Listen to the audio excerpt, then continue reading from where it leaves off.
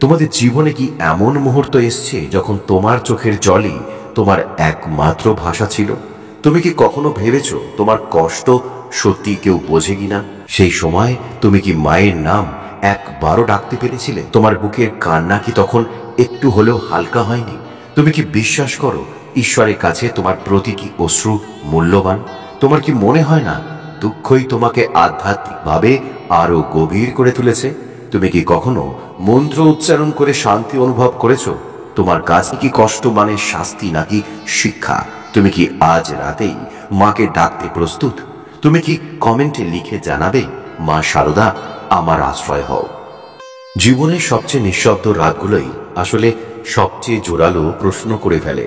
যখন সব আলো নিভে যায়, ঘরের চার দেওয়াল যেন শ্বাসরোধ করা অন্ধকারে ডুবে থাকে, আর বুকের ভিতরটা ভারী দীর্ঘশ্বাসে ভরে ওঠে, তখন কি তোমারও মনে হয়নি, হে ঈশ্বর তুমি কোথায়?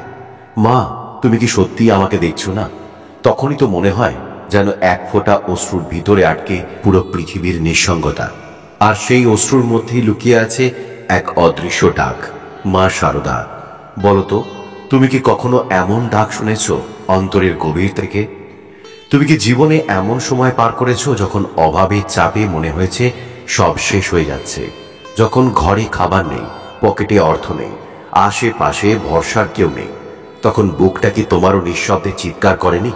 আমি জানি করেছে, কারণ আমরা প্রত্যেকেই মানুষ। আমাদের প্রত্যেকের জীবনেই এই অন্ধকার একদিন না একদিন এসেই পড়ে। কিন্তু প্রশ্ন হচ্ছে, এই অন্ধকার কি কেবল ধ্বংসের দূত?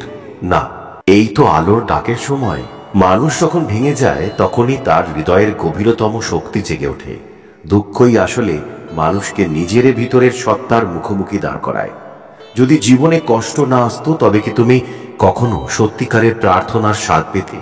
যদি অশ্রু না ঝরতো তবে কি বুকের নিঃশ্বাস কখনো ঈশ্বরের কানে পৌঁছাতো? ঠাকুর শ্রী রামকৃষ্ণদেব বলেছিলেন, ঈশ্বরকে পাওয়ার আসল চাবি হচ্ছে ব্যাকুলতা, আর সেই ব্যাকুলতা জন্ম নেয় দুঃখ থেকেই।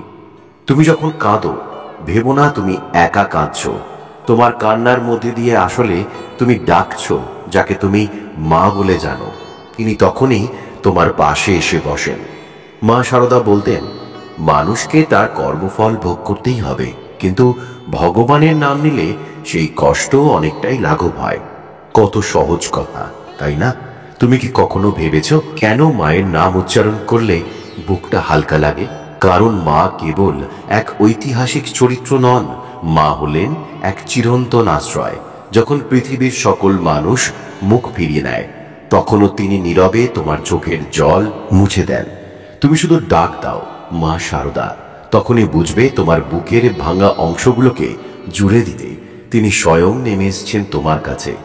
তুমি জানো তো, শব্দ কেবল শব্দ নয়, সত্যিকারের মধ্যে থাকে এক অদৃশ্য কম্পন, যা তোমার মন থেকে সব ভার মুছে দেয়। এই মন্ত্র মা শারদা নিজেই বহু ভক্তকে দিয়েছিলেন। যখন মন ভেঙে যায়, পথ হারিয়ে যায়, এই মন্ত্র 3 বার আন্তরিকভাবে উচ্চারণ করলেই তুমি টের পাবে একটি আলো বুকের ভিতর জ্বলে উঠছে। তাহলে আজ তুমি কি আমার সাথে একবার উচ্চারণ করবে? চোখ বন্ধ করো, মন স্থির করো, আর বলো, তুমি কি ভেবেছ অভাব মানেই শাস্তি? না, অভাব আসলে শিক্ষা। মা শারদা বলতেন, যেখানে আর কোনো ভরসা নেই সেখানেই ভগবানের নামই শেষ আশ্রয়।